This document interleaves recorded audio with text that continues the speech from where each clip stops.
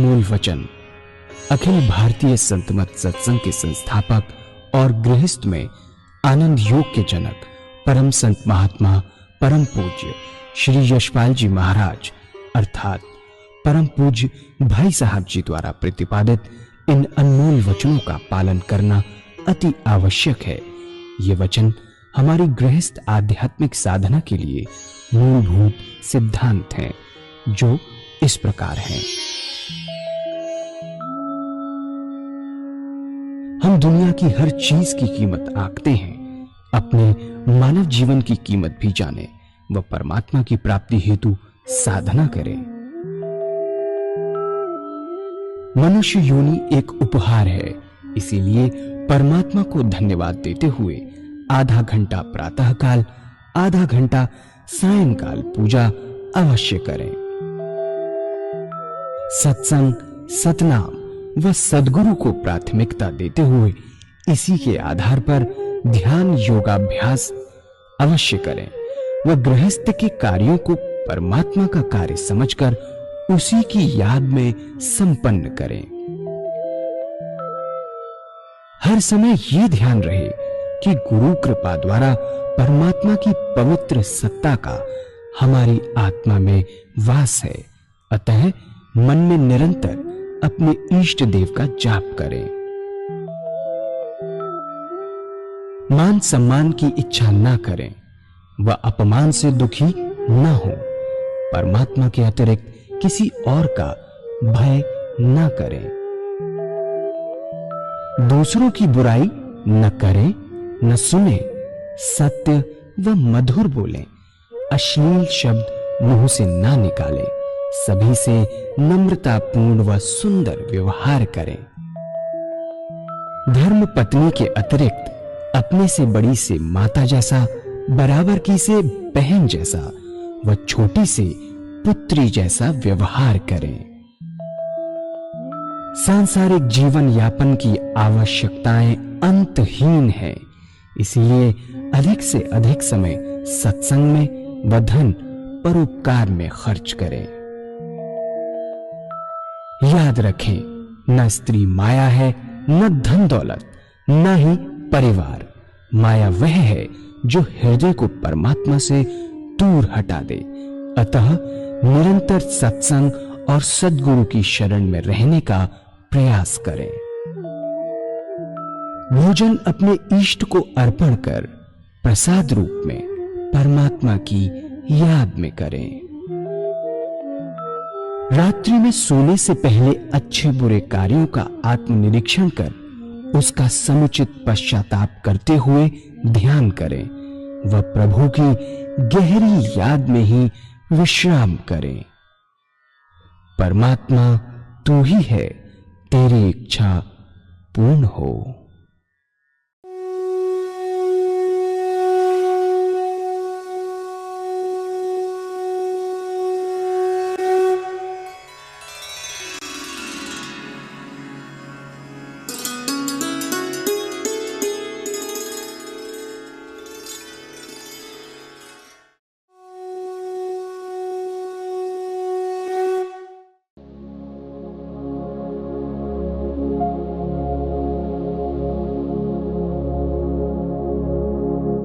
जय सद्गुरुदेव जय पद शरणम श्रेयस्वरूप चरणों शरणम जय सद्गुरु। शुरू में दिक्कत होती है, तब आप मानसिक जाप कर सकते हैं। ओम ओम ओम। धीरे धीरे ऐसी अवस्था आती है कि आपको बहुत स्पष्ट सुनाई देने लगता है कि हृदय से ओम की आवाज निकल रही है। ऐसी हालत पैदा होती है कि ना कोई दूसरा ख्याल रहता है, ना विचार, उसमें ऐसे तल्लीन हो जाते हैं कि होश नहीं रहता, अपने आप से गायब। उस पीरियड के लिए विचार शून्य अवस्था प्राप्त होती है। जब चेतन अवस्था में आते हैं तो वही नाम सुनते होते हैं और हमें एहसास होता है कि हमारा मस्तिष्क अनुपम आनंद से भर गया, बड़ी शांति मिली। तो इन संतों ने पूजा का तरीका बताया कि यदि ऐसे पूजा करेंगे तो हमें विशेष लाभ होगा, चित्त की एकाग्रता प्राप्त होगी और धीरे धीरे सुषुप्ति की अवस्था प्राप्त होगी और सुषुप्ति से सहज समाधि में प्रवेश करेंगे। उसके बाद हमें आत्मदर्शन, आत्मा का दर्शन के साथ साथ परमात्मा का अनुभव होने लगेगा और एक दिन ऐसा आएगा कि हम उससे एकाकार हो जाएंगे, ज्योति से ज्योति मिल जाएगी। तो अभी एक भजन होगा और भजन के साथ साथ सभी भाई बहन अपने अपने इष्ट का ध्यान करेंगे। मंत्रमूलं गुरुर्वाक्यं मोक्षमूलं गुरु कृपा अखण्डमण्डलाकारं व्याप्तं येन चराचरं तत्पदं दर्शितं येन तस्मै श्रीगुरुवे नमः। ब्रह्मानन्दं परमसुखदं केवलं ज्ञानमूर्तिं द्वन्द्वातीतं गगनसदृशं तस्यमस्यादिलक्ष्यम् एकं नित्यं विमलमचलं सर्वदी साक्षिभूता भावातीतं त्रिगुणरहितं सद्गुरु त्वं नमामि। मुक्ति મળે કે ના મળે મારે ભક્તિ તમારી કરવી છે। મેવા મળે કે ના મળે મારે સેવા તમારી કરવી છે। મારો કંઠ મધુરો નહાય ભલે મારે સૂરો બેસૂરો થાય ભલે।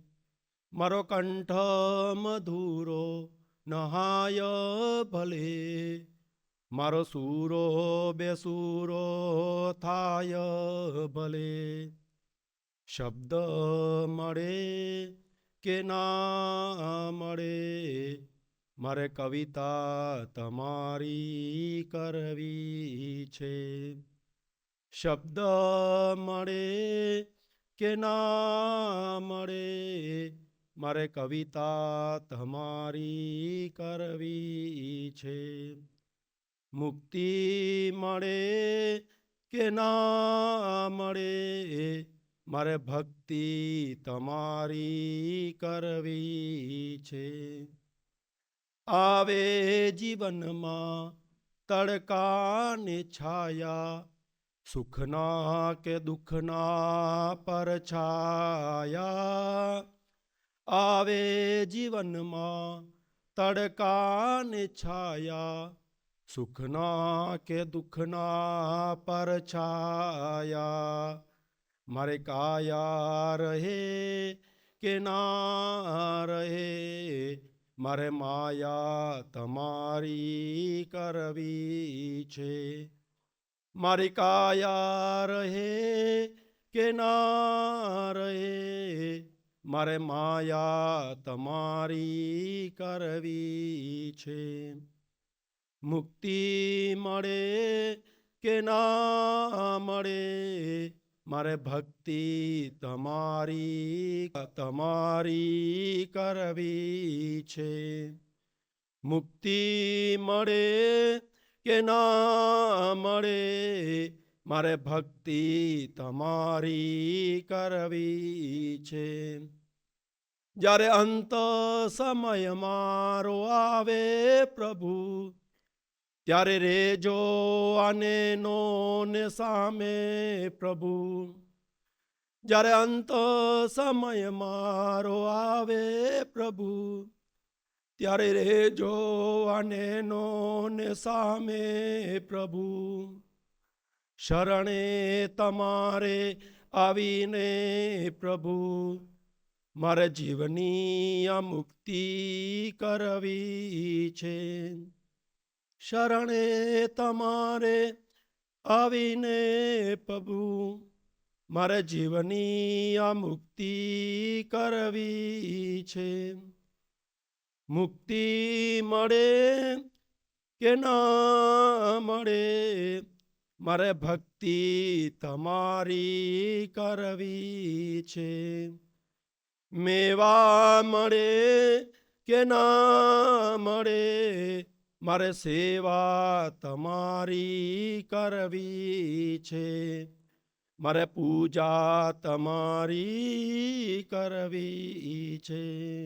और वास्तव में हमारा जो पुराना तरीका तो यही था जो मैं आपके सामने रखूंगा, पर वेस्टर्न कल्चर की हमारे पर छाप पड़ी और हमारे स्टैंडर्ड 2.5 फुट ऊंचा हो गया. पहले ज़मीन पर बैठकर भोजन करते थे, अब मेज कुर्सी पर बैठकर भोजन करते, इसमें कोई नुकसान नहीं. हर्ज क्या है कि जितने दुनिया के वार्तालाप हैं वो हम खाने की मेज पर करते हैं, क्योंकि हमने अपने आप को वेस्टर्नाइज कर लिया, पश्चिम सभ्यता को अपना लिया. इस तरीके में तब्दीली लानी होगी. और परिवर्तन क्या है कि जब भोजन आपके सामने आए तो उसको अपने इष्ट को जिसको मानते हैं उनके अर्पण कर दीजिए. उनको याद कीजिए. हर ग्रास अपने इष्ट की याद में खाएं. ना कोई ग्रास परमात्मा की याद के शरीर में जाए, ना कोई चीज बने परमात्मा की याद के पिए. अभ्यास क्या है? भोजन की एक विशेषता है. भोजन जिन विचारों में डूब कर किया जाता है, तो जब खून बनेगा उन्हीं विचारों का रंगा हुआ बनेगा.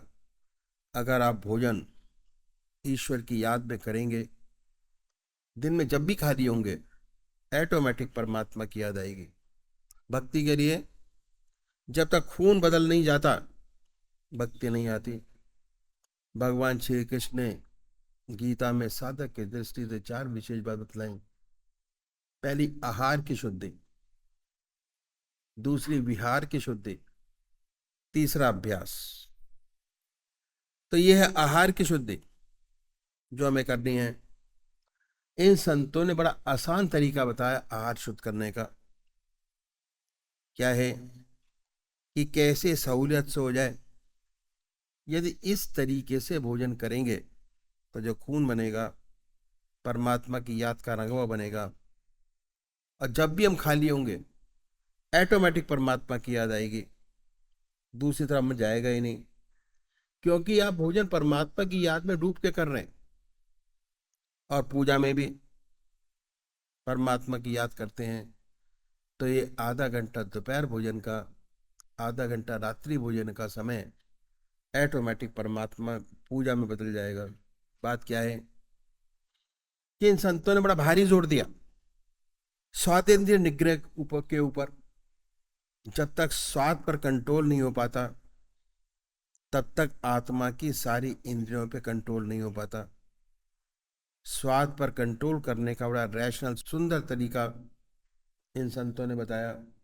बहुत से महात्मा बहुत कष्ट उठाते हैं स्वाद पर कंट्रोल करने के लिए. कोई फीका खाता है, कोई मीठा छोड़ता है, कोई महात्मा तो सारी चीजें मिलाकर खाते हैं, बड़ा तप और तपस्या करते हैं. कोई महात्मा तो घास घोट कर सारी जिंदगी निकाल देते हैं.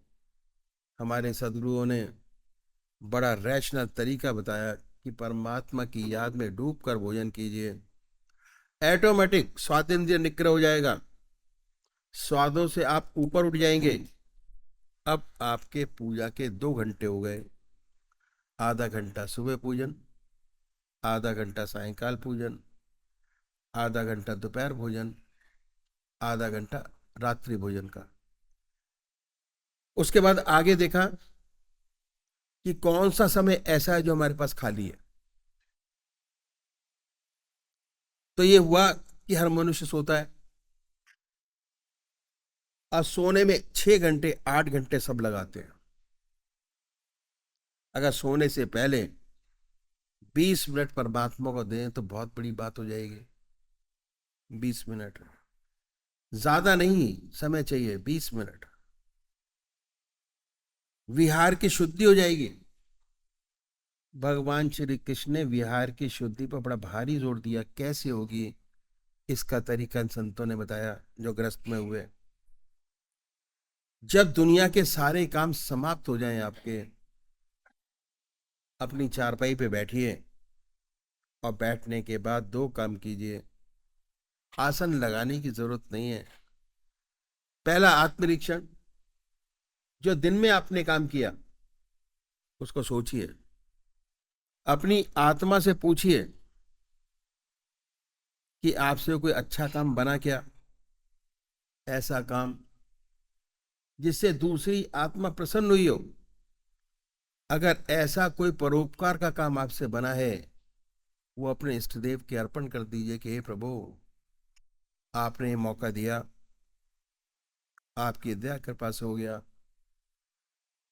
इस सेवक में शक्ति नहीं है इससे कोई अच्छा काम बने। आपने अवसर प्रदान किया और हो गया, इस अच्छाई को भगवान के अर्पण कर दीजिए। आपकी दया कृपा से हुआ, उनको अर्पण कर दीजिए। फिर सोचिए कि आपके अंदर कोई कमी तो नहीं है, कोई खराबी तो नहीं। अपनी आत्मा से पूछिए, अपनी आत्मा से। आपकी आत्मा सबसे बड़ा गाइड है, इसके लिए किसी गुरु की आवश्यकता नहीं है।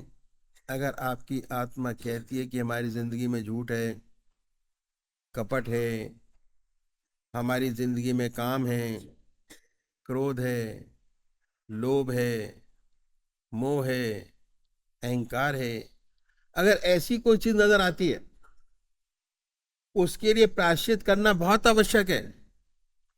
और हम भगवान के सामने प्रायश्चित करें कि परमात्मा हमें इन कमियों से मुक्ति करे। प्रार्थना बहुत बड़ी चीज है। अगर परमात्मा के सामने प्रार्थना करते हैं तो भगवान हमारी आत्मा को ऊंचा उठाता चला जाता है। और प्रार्थना करने का सबसे अच्छा तरीका क्या है कि हम अपनी आत्मा से पूछें कि हमसे जो काम हो जाते हैं बड़ी गड़बड़ है, उसमें से छोटी सी बात को पकड़ें, बड़ी को नहीं। जैसे जो आदतवश हो जाते हैं, जैसे गप्प लड़ाने की आदत पड़ी हुई है, उसमें झूठ बोल जाते हैं, इससे कोई फायदा तो नहीं। बिना मतलब झूठ क्यों बोलें।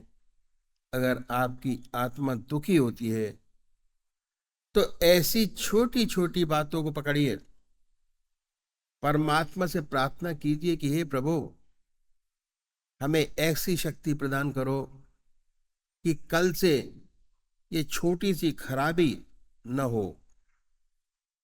अपने इष्ट देव से वादा करें और उसके बाद उस कमी को छोड़ दें, छोड़ दीजिए। अगर आप छोड़ते चले जाएंगे तो आपकी इच्छा शक्ति, विल पावर बढ़ती चली जाएगी। बड़ी बड़ी कमियां, खराबियां जो हम में हैं, जिन्हें सोचते हैं कि ना जा सकेंगी, उनमें भी परिवर्तन होता नजर आएगा, छूटती नजर आएंगी। पर शर्त एक है कि जिस बात का भगवान से वादा करें, अपने इष्ट देव से वादा करें, उसका पूरा अवश्य करें।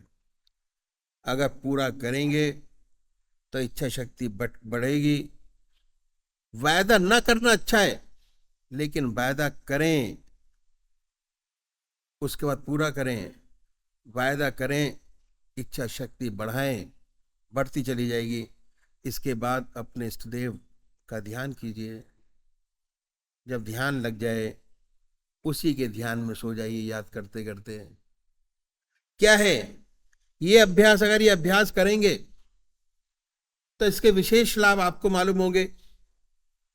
जो ऐसे भाई बहन हैं जिन्हें ऊट पटांग सपने आते हैं, वो सपने आने बंद हो जाएंगे, नींद अच्छी आएगी, बेखबर होके सोएंगे। जब ये अभ्यास और बढ़ेगा तो आपके सपने बदल जाएंगे, सुंदर सुंदर सपने आएंगे। आप देखेंगे कि आप पूजा कर रहे हैं, सपने में भी बैठे पूजा कर रहे हैं। कभी देखेंगे कि आप अपने इष्ट देव के मंदिर में बैठे हैं, पूजा कर रहे हैं, अपने इष्ट का दर्शन, अपने गुरु का दर्शन, सत्संग में बैठे। जब साधक और तरक्की करता है तो अच्छे अच्छे अनुभव खुलते हैं। सोते सोते अनंत सूर्यों का प्रकाश नजर आएगा, सारा शरीर विद्युत से ओतप्रोत होगा। जब ऐसा साधक सोकर उठता है तो वास्तव में उसके शरीर से बिजली दौड़ रही होती है, बड़ा अचंभा होता है, बड़ी हैरत होती है। ऐसा साधक जिस ध्यान में सोता है, जब उठता है उसी का ध्यान बना होता है, उसके मुख से परमात्मा का नाम निकलता है। जिस ध्यान की अवस्था में सोया था उससे अच्छे ध्यान की अवस्था में उठा। जो अच्छे साधक हैं, जिनके आज्ञा चक्र पर स्पंदन होता है, यदि सोते समय आज्ञा चक्र पर स्पंदन होगा, जब उठेंगे तो और तेज होता मिलेगा। आत्मा यही कहती है कि मैं जिस ध्यान में सोया था, रात भर उसी ध्यान में बना रहा। तो ये 6 घंटे सोने के अगर 20 मिनट आपने परमात्मा को दे दिए, अपने इष्ट को याद किया, उनकी याद में सोए, तो 6 घंटे सोने के वास्तव में पूजा में बदल जाते हैं। बात क्या है कि ये मन का विशेष गुण है कि मन जिन विचारों में डूबकर सोता है, रात भर उन्हीं विचारों में पड़ा रहता है। हम गृहस्थी लोग हैं, कभी कभी संसार से दुखी हो जाते हैं, कोई मुसीबत आ पड़ी, उस मुसीबत की चिंता होती है। सोते समय, सोने से पहले उस मुसीबत की चिंता है, चिंता में सो जाते हैं, स्वप्न उसी मुसीबत का देखते हैं। सुबह उठते हैं तो चिंता और गहरी होती है। एक बच्चा है, माँ का दूध पीते पीते सो जाता है, रात भर चप चप करता रहता है, मानसिक रूप से दूध पीता होता है। ये मन का विशेष गुण है कि मन जिन विचारों में डूबकर सोया, उन्हीं विचारों में पड़ा रहा। अगर आप ईश्वर की याद करके सोएंगे, परमात्मा की प्रार्थना करके सोएंगे, तो रात भर आपका ध्यान बना रहेगा और 6 घंटे सोने के पूजा में बदल जाएंगे।